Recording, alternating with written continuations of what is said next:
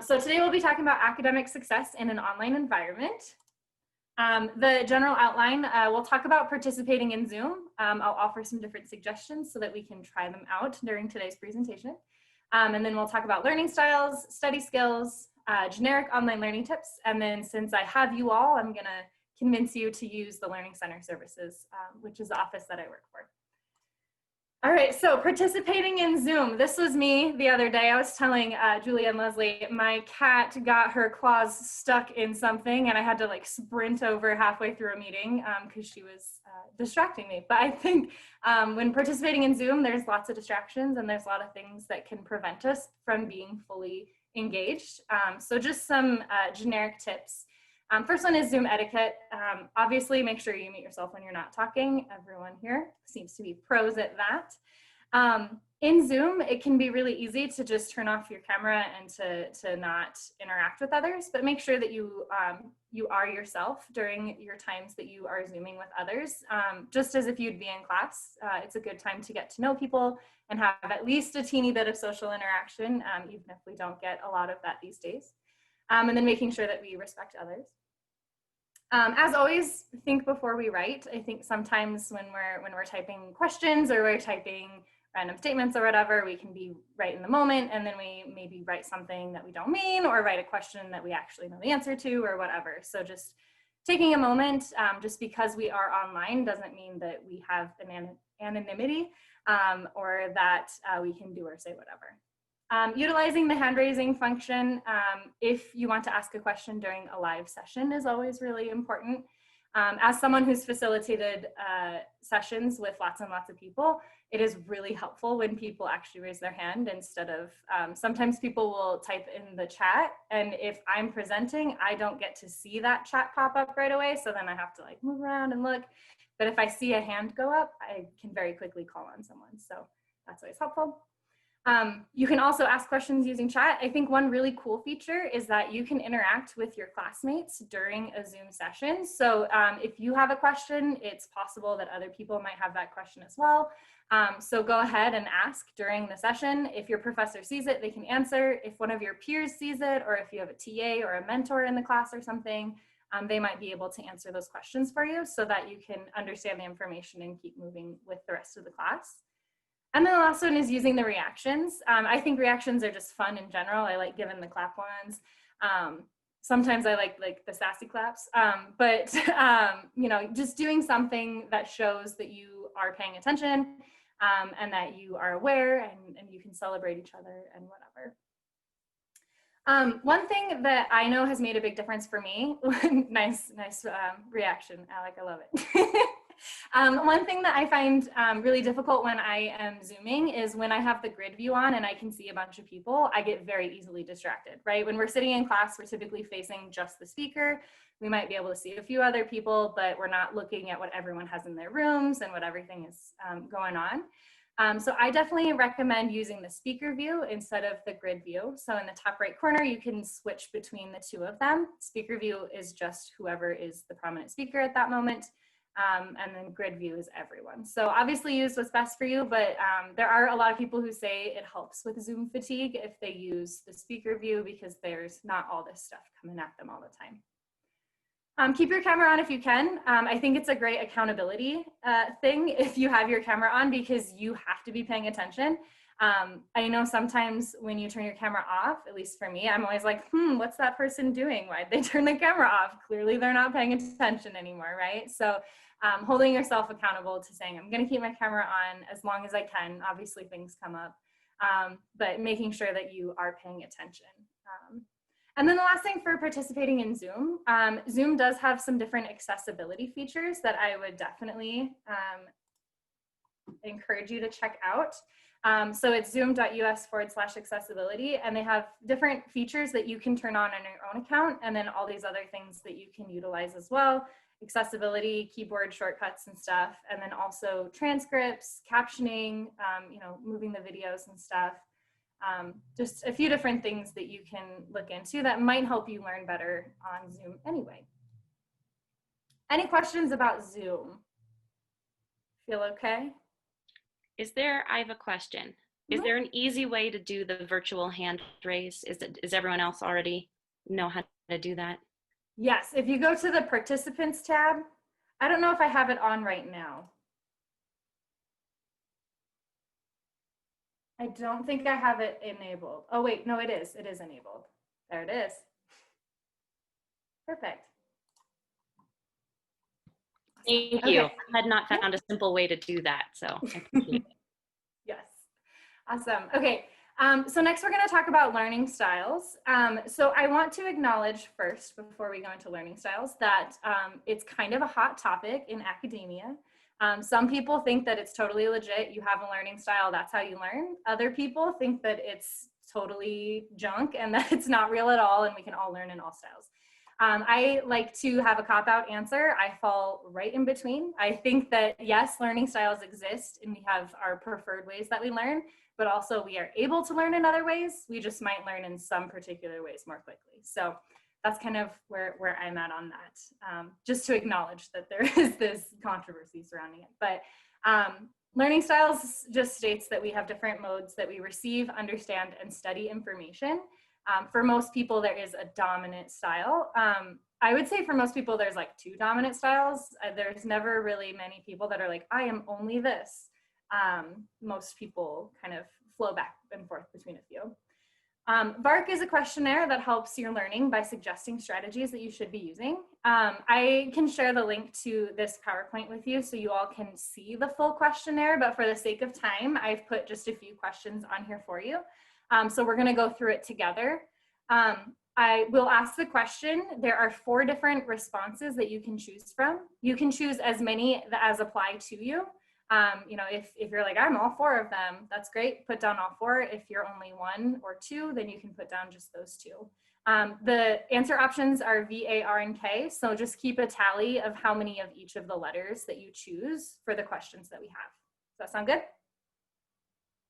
Awesome. Okay. So number 1, you're helping someone who wants to go to your airport, town center, railway station, etc. They need directions. You would go with them, tell them the directions, write down the directions, or draw or give them a map.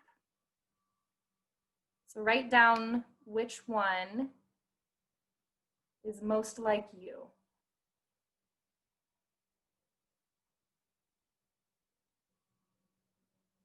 All right.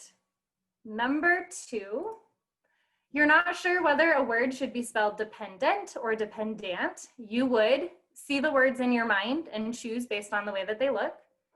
Think about how each word sounds and choose one. Find it in a dictionary or write both words on a piece of paper and choose one. All right, number 3, you're going to cook something as a special treat for your family. You would cook something you know without needing instructions. Ask a friend for suggestions. Look through the cookbook for ideas from pictures, or use a cookbook where you know that there are good recipes.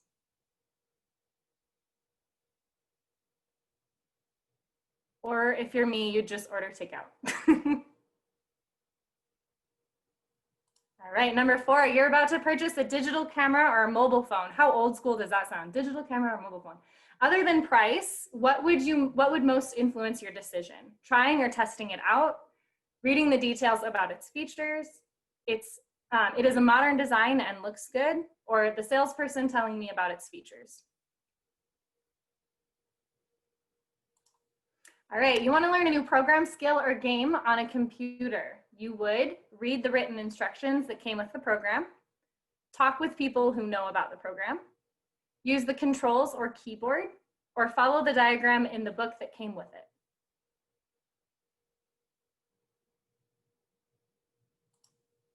Other than price, what would most influence your decision to buy a new nonfiction book? The way that it looks is appealing, quickly reading parts of it, a friend talks about it and recommends it, or it has real life stories, experiences, and examples.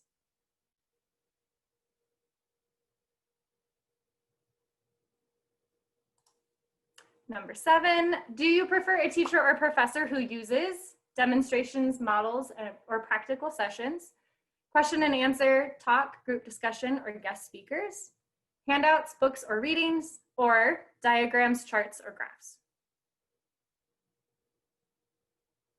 All right, and then our last question, you are going to choose food at a restaurant or cafe. You would choose something that you've had there before, listen to the waiter and ask friends to recommend choices, choose from the descriptions in the menu, or look at what others are eating, or look at pictures of each dish.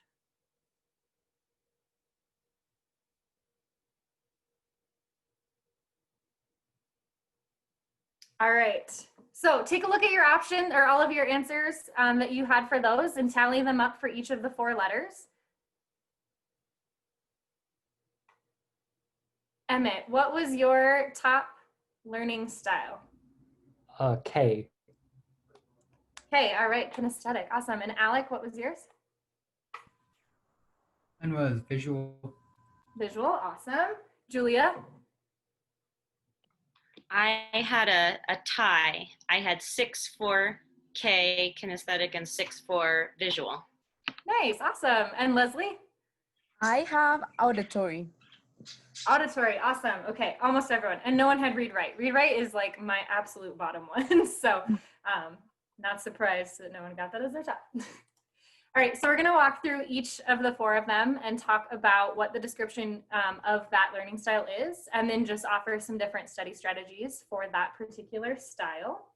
Again, I want to remember that we can all learn in a lot of different ways. Just because it is a learning style for one, or it is a study strategy for one learning style, doesn't mean that you can adopt it even if you have a different learning style as well. So hopefully you'll find something helpful in all of these.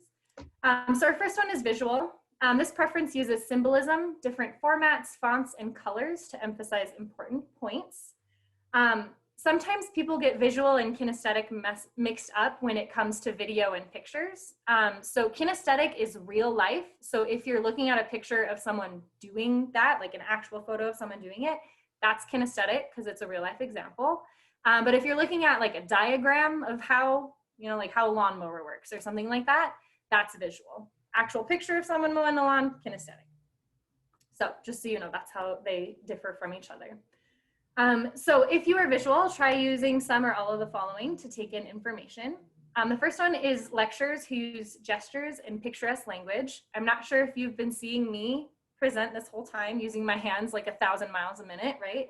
I'm a visual learner, which means I'm a visual teacher as well. So I really like using gestures when I try describing concepts. Pictures, videos, posters, slides, again, anything that we can see. Flowcharts, graphs.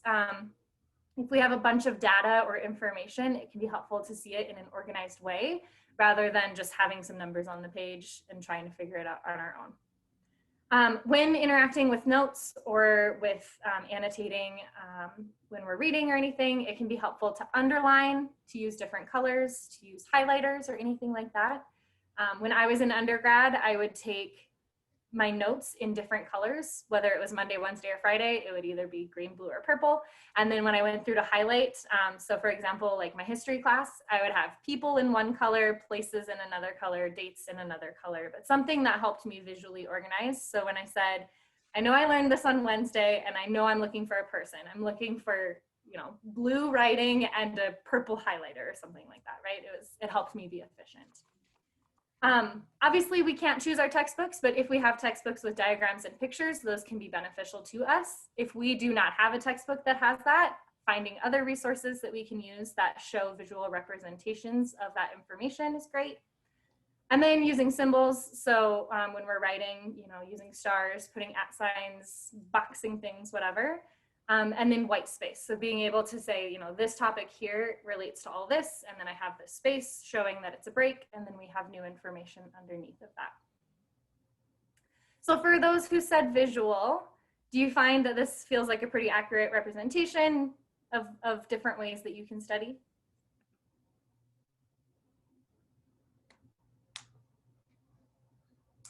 Yes? No? Yes? Okay, awesome. All right, so our next one is auditory. So this one is for Leslie. This preference is for information that is spoken or heard, and the use of questioning is really important for this learning style. So something that I think is really cool about auditory learner is that you can learn from just describing it yourself, right? So I can talk through the information and I can really get a good grasp, like, yes, I understand what's going on, or like, no, I have no idea what I'm talking about. I'm just rambling at this point, right? So if you have this learning preference, you can try some or all of the following. The first one says attend class. Obviously, everybody should be attending class, right? But it is really helpful for these people if they are present during class, they're engaged, they're paying attention, they're listening to what's going on. It can be especially helpful if it is a lecture style course, because they can sit there and just take in all that information. If available, definitely attend discussions, attend tutorials. So come check out the Learning Center, talk with a tutor about the information, discuss the topics with others. If you have some friends that are super passionate about the same topics that you are, or if you have some friends or family members that care about you a lot and would love to listen to you talk about the topics that you're passionate about, that can be a good time to talk through the information. They say that if you're able to teach someone else information, it means that you have a good understanding of it. So that's always great. Explaining the new ideas to other people, using a tape recorder. So if you are in class, with the online world, things are a lot easier to record. Most professors are recording them anyway, but especially if you're back in person, just asking permission if you can record, so that you can listen back later and say, you know, I got most of the information, but I feel like there's a few holes here and there, or I learned really well from that, so I just want to refresh on that information before the test or anything like that. And these people will typically remember interesting examples, stories, jokes, anything that they hear that really resonates with them. Leslie, do you feel like that's a pretty good representation? Yes, it does. And I feel like visual a little bit too. I'm a note taker, but no, like I don't know how y'all doing online classes, but for me, we're very hard. So for me, it's better to be in person and have a professor and see their language. Not just like what they speak, but how they move and how their face is, and also like discussion. I thrive through discussion too. But you are right. When I was learning concepts, discussing with others, like teaching, being a TA, things like that, helped me more. Awesome. All right, read write. So no one here was read write, so I'll skim through it quickly. But this is anything that we read or that we write, so that we can convey information in printed word. So people who have this learning preference will thrive off of writing lists, definitions, having handouts. So in a non-pandemic world, if we were in person doing this, I would give you a handout so that our read-write learners could follow along. Also textbooks or any readings of any kind. So making sure that you're finding additional resources. Reading or rewriting their notes, often word for word, although our studies show that that's not always the best way to study. We should be writing summary sheets instead, but we'll get to that later. And then these people can also thrive off of essay tests, because it's that chance for them to write as much as they know, and get through all that information. All right, and then our last one is kinesthetic. So this preference uses your experiences and things that are real, even if they're shown on pictures or screens. So like I said before, if we see a video or a photo of a real life example, that is kinesthetic. So if you have a kinesthetic learning style, try using some or all of the following. Using all of your senses, obviously when this is appropriate, not using your sense of taste when you're in chemistry or doing your labs or whatever. We don't want any of you to get sick or die. But trying to find ways that you can engage your senses in with whatever it is that you're doing, right? So if I am in a chemistry lab, what is the smell that this reaction is giving off? Is it pleasant? Is it disgusting, right? What am I hearing? Is it an explosion? Is it a fizzing? Is it something quiet? If I could touch it, is it bubbly? Is it smooth? Is it whatever, right? So trying to engage all of those as much as you can. Laboratories, so if you have a lab connected to your class, those can be really helpful for learning. So especially if you have a class that has the in-person lecture and then it has a lecture and then has a lab connected with it as well. You might not learn as much from the course, from the lecture, but when you go to the lab and you're doing the hands-on experience, that might be the moment when that information clicks for you. Field trips, real life examples, applications. These people can also learn really well from trial and error. So it's not just why things work, but why they don't work. So, I tried this and, this was a total failure. I know that I can't do this next time. So when I go on to try in the future, don't do that thing again. Exhibits, samples, photographs, and then the last thing is recipes. So this doesn't just relate to food, but also recipes for anything that you need to get done, right? So a step-by-step tutorial on how to get this to where it needs to be. Solutions to the problems, previous exam papers, so you can look at, you know, this is what the test looked like last time. These are the types of questions that they're asking. This is, you know, what is expected of me for this particular course. All right, kinesthetic learners, did you feel like this was a pretty accurate representation? Definitely. Yeah? This definitely resonates. Trial and error and the recipes. And actually, now these days, now that YouTube is a thing, I just go straight to YouTube when I want to learn how to do something new. And I didn't connect it with this, but that kind of makes sense. I like to watch someone else do the thing and then imitate them. Right, yes, exactly. Awesome. All right, and if there's other things too, you know, like it's not just your particular learning style that's the only things that you can do, right? So making sure we are attending class, you know, writing notes and rewriting our notes to study, you know, no matter how we learn, if we go to a field trip and we check out a museum that talks about the topic of whatever our test is about, we'll probably gain a better understanding of that information anyway. So just keeping all that in mind.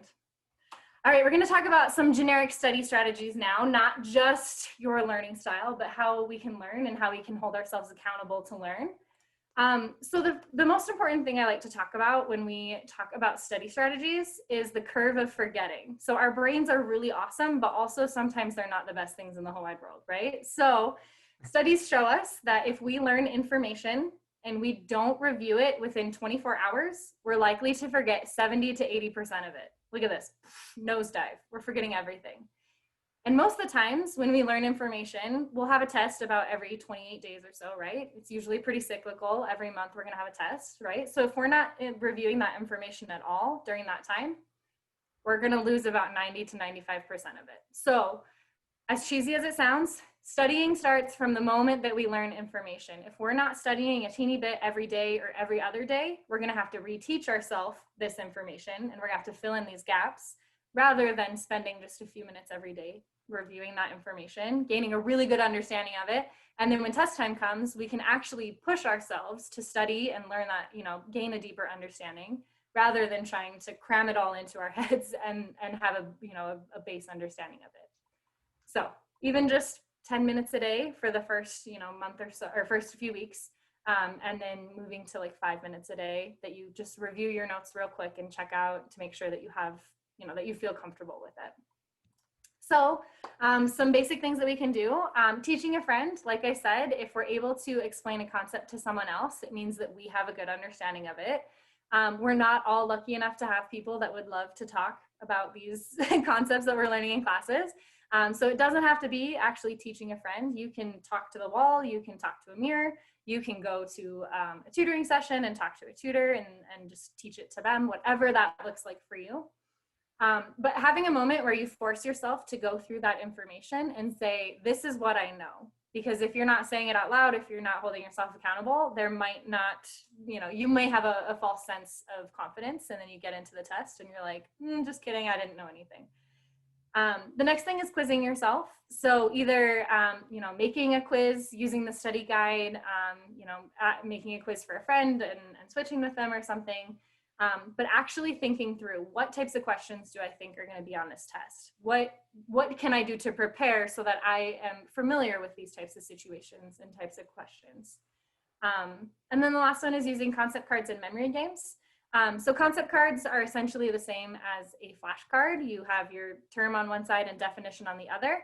And then you can just include a statement with the definition of why that specific concept is important. So this is important because it connects to this other thing, or here's how it fits into the bigger picture, or this is cause and effect, or whatever that particular concept looks like. But giving yourself a moment to critically think about the information more than just saying, I can memorize a term and a definition, right? Why does this matter? How does this fit in? How may I be tested on this?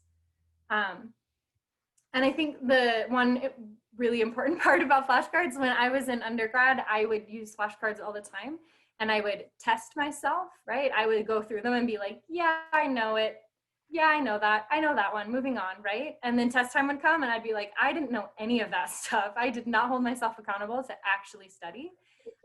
So either, you know, saying them out loud or typing them and writing them again or whatever it looks like for you, but definitely holding yourself accountable so that you are testing yourself on information. Hijo, vamos por la camioneta de tu padre, ya está. Okay. The next one would be to summarize. So I would recommend writing a summary sheet. I'll This say. is one important, one easy way that you, Yeah. oh, sorry. It's one easy way that you can study just a little bit every single day. So if you take the notes that you have from your previous course and just write a really short summary on it, you know, write the most important terms, the most important ideas, make connections between them, really give yourself that moment to critically think about the information. What's great about this is you have that moment to critically think, and then you also have a piece of study material already, right? You have this sheet that you can turn to say, I'm ready to study, I'm just gonna look over this, I feel confident, I know what's important and what I'm gonna be tested on. And then just some generic study tips. I think a lot of times students think, you know, if I do flashcards to study, I need to do that for every class that I'm in. Or, you know, if I review my notes, I need to review my notes the same way for every single course, right? But that's wrong. So let's try out different methods, see what works for specific courses, you know, see how notes, rewriting your notes works for one, see how writing a summary sheet works for another, right? And if you find something that works for all of them, that's great. But if you have to do something different for each class, being flexible in that. Make sure you're studying in a way that prepares you for the test. So like I said, if we're just memorizing stuff word for word and we get to the test and it's asking us to apply it to different situations, that can be really difficult and we're not prepared for that. So making sure that we are asking the professor, how should I study for this test? What am I going to be asked? How am I going to adequately prepare? And then the last one is creating accountability in yourself or finding that accountability from other people. So there's a lot of study apps and online study tools, even just putting something in a calendar so it sends you a push reminder so that you're like, oh yeah, I said I was going to study. I need to study now. Anything small like that is a great start. Asking a friend, so telling them, hey, I'm going to study from 6 to 9 tonight. Can you just make sure that I'm there? That's all I need you to do. Just shoot me a text, ask me if I'm studying. And then last one, this is a virtual study group. So taking advantage of the study group that you have available to you, having some accountability buddies so that you can say, hey, I'm gonna study and now all these people know I'm gonna study and I'm sitting here and I have to study. That can be great motivation to stay on task as well. All right, and then online learning, since I had a cat GIF before, I had to put in a dog GIF as well. This is also what it looks like working with my cat sometimes. She's very needy. So online learning tips. The first one, setting up an intentional space where your classes are going to happen. It looks like you both have a spot that is really great to study from. You want to make sure you have somewhere that there aren't too many distractions. Something that's comfy but not too comfy. One mistake I made when we started working from home, I worked on my couch and I fell asleep and wasted about half an hour of my day because I was unconscious. So making sure you're comfy but not too comfy. And then also just having access to your resources. So if you choose to go somewhere to study, making sure you have your laptop charger, right? If my laptop dies and I can't do anything, it's a total waste of my time. I need to make sure I have all my notes ready. If they're not online, I need to make sure to bring the right book. You know, if you say you're going to be there all day, bring in some snacks or lunch or something, because you want to make sure that you can fully devote yourself and not have to leave to go home to eat unless you have to. Next is creating a routine for your classes to efficiently manage your time. I know when we have asynchronous classes, it can be really easy to say, I'm just going to do this class whenever I want to because I don't have to do it at a particular time. And then we might wait and wait and wait and then have 3 weeks worth of classes that we have to do in 2 days, right? So making sure that we have set in a schedule somewhere that we're saying, this is when I do this class, this is when I study for this class. You know, having something to keep you on schedule. So creating to-do lists, if you have specific assignments that are coming up or whatever, saying this is when I'm going to do these things, this is what I have to do, just so you're aware of what's going on. And then breaking up large tasks into smaller, more manageable tasks. So if you have a paper due, instead of just saying work on paper, actually say, you know, what is it that I'm going to do during this time? So I'm going to break it down. I need to find resources. I need to create an outline. You know, I need to do my rough draft. I need to bring it to the writing center, and then I need my final draft, right? Here's when I'm going to do all those things so that I know I have enough time to get it done and not feel super overwhelmed. And then the last thing is making sure that we combat procrastination. I think procrastination is something that happens to everybody all the time, right? But it's especially prevalent when we're learning online because it is so easy to just push stuff around and do it whenever we want to. So research shows us that our brains can really only focus on a topic for about 30 to 45 minutes at a time. So if you're bored right now, it's not because I'm boring, it's because your brains are just tired. I've given you too much information, right? So what they suggest is doing the Pomodoro technique. So studying for about 30 to 45 minutes and really listen to your brain, right? If you're on a topic that's difficult and you can do 30 minutes and then you need a break, that's totally fine. If you're super passionate and you're going, you know, maybe an hour and you're still feeling really productive, that's okay too. But just taking a break, whether it's 5-10 minutes, whether you're going for a quick walk, getting a drink, using the restroom, whatever that looks like for you. But something that removes your brain from that particular situation so that you can say, you know, I'm totally refreshed, I'm coming back, I feel rejuvenated, I'm ready to focus on this topic again, and then spending another 30 to 45 minutes doing it. You can do this cycle a few times, and then after about like 2 or 3 hours, you do need to take a longer break because your brains are definitely really tired then. I think what this really shows us is that when we try to cram and we sit down and we have 8 hours and we're staying up all night, our brains aren't able to retain that information. So maybe we have a slight understanding and we were able to memorize it for 24 hours or so, but we're not likely going to be able to retain that information beyond that.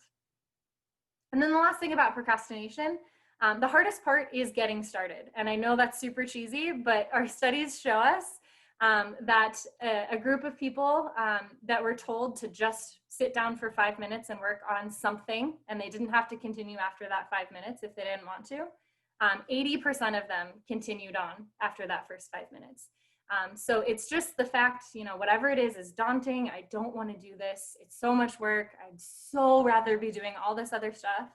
But if you just sit down and try for just a little bit, hopefully you realize, okay, this isn't so bad. I feel good. I'm making progress. Things are going well. So, you know, you'll continue working beyond that as well.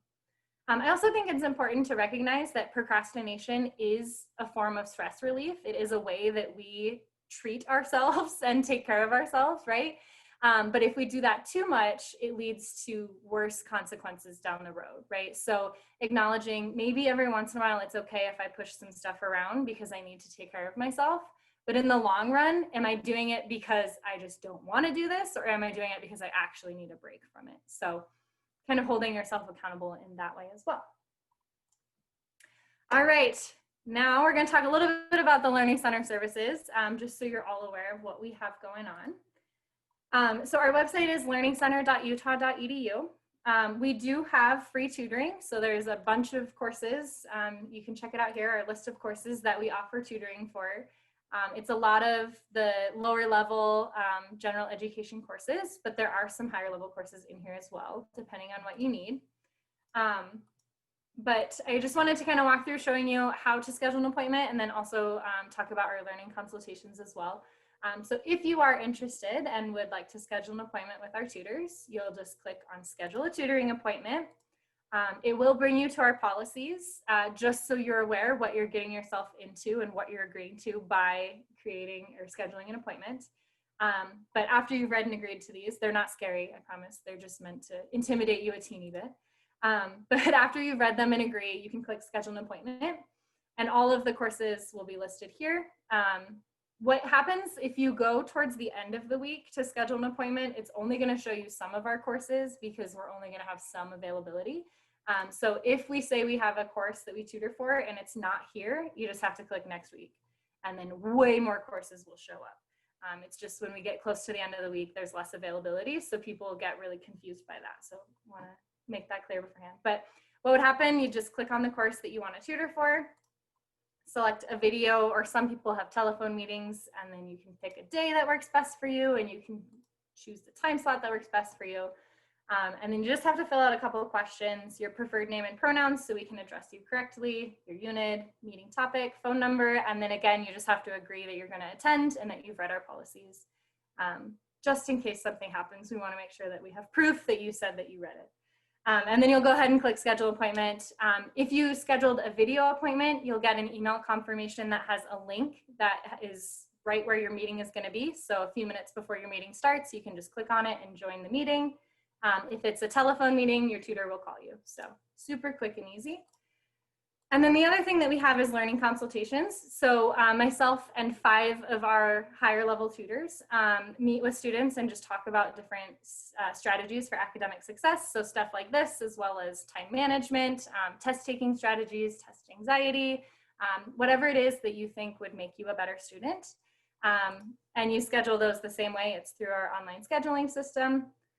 I don't think we have any available this week, so I'll bring you to next week, but yeah. That's also available. All of our resources or all of our services are available to you all for free. We are sponsored through ASUU and a donation, so you don't have to pay for any of it. So I would definitely recommend checking it out and taking advantage of the services because they're here. I like to think that tutoring is for every student. It's for our struggling students. It's for our high achieving students. It's for our middle of the road students who, you know, they're doing all right, but a little bit of extra help won't hurt them, right? So it's a nice opportunity for you to go to someone that can help teach you content in a way that you know, matches more with your dominant learning style. It's a good way for you to talk through that information and see if you actually understand it or not. And then also just having an accountability buddy as well. Since it is free, it doesn't hurt to just have someone who's going to hold you accountable to make sure you're studying and that you have a good understanding of that information. Okay, I know that was a lot of information and I talk really fast. I should have acknowledged that at the beginning. I know that I go spew. But are there any questions about either anything that we talked about or anything that came to your mind while I was chatting?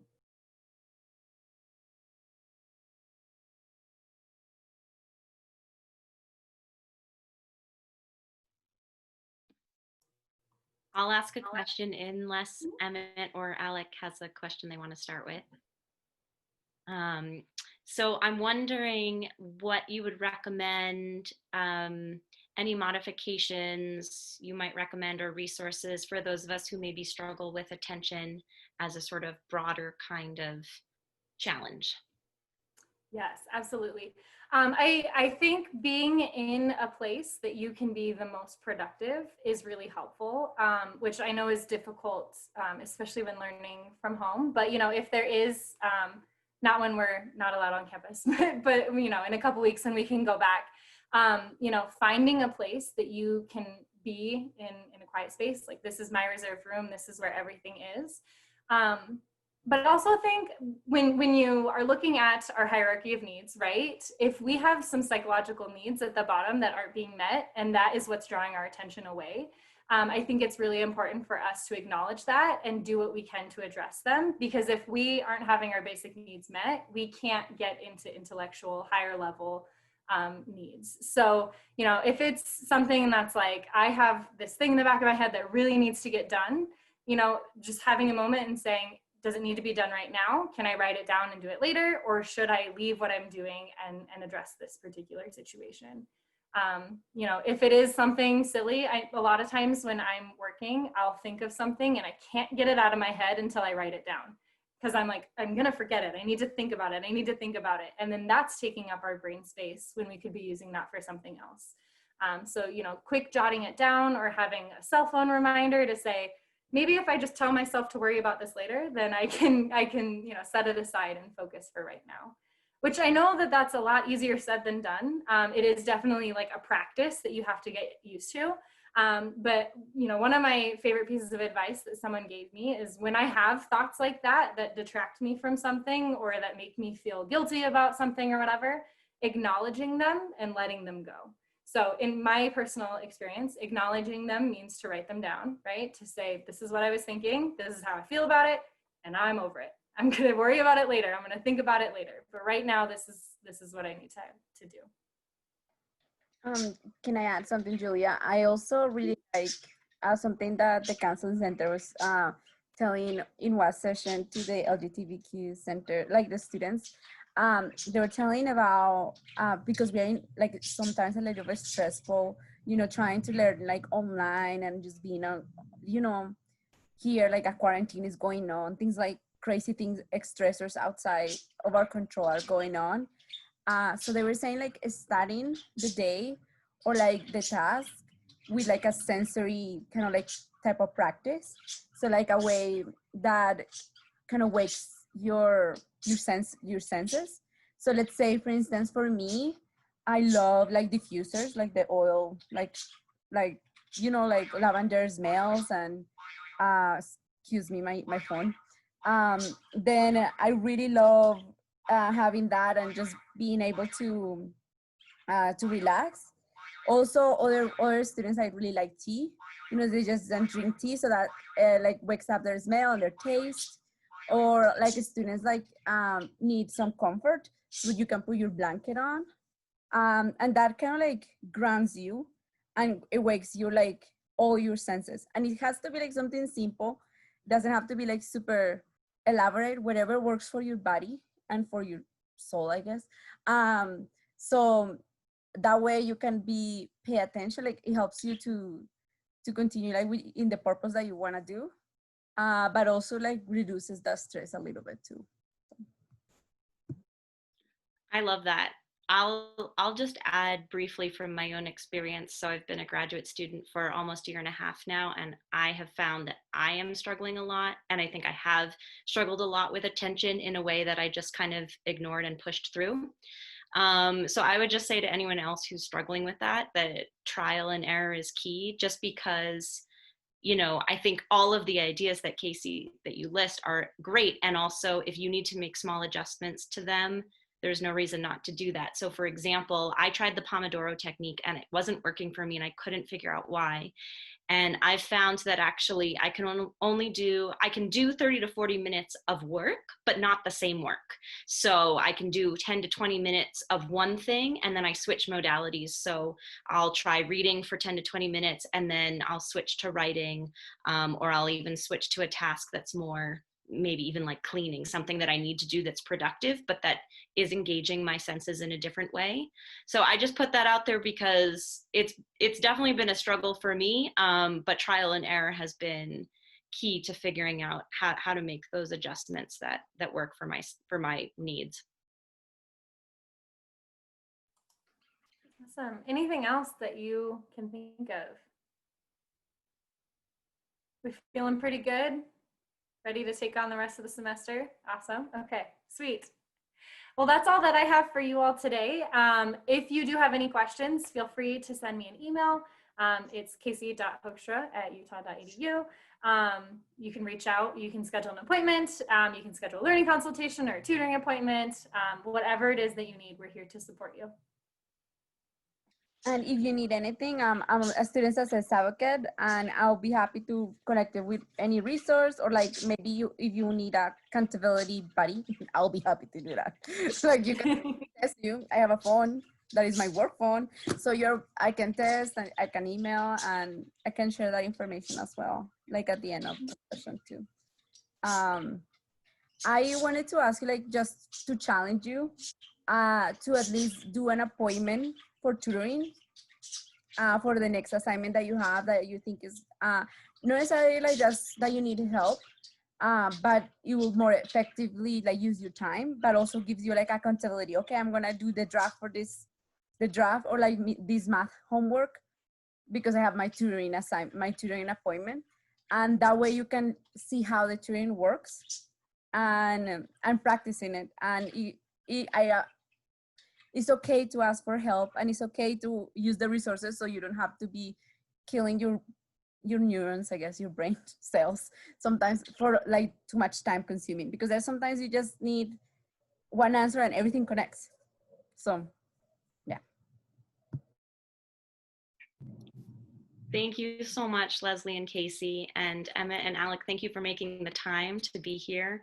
We'll also make these materials available. So if your friends are struggling with some of these things and you want to recommend this workshop to them, or if you want to share Casey or Leslie's contact information, we'll make that available.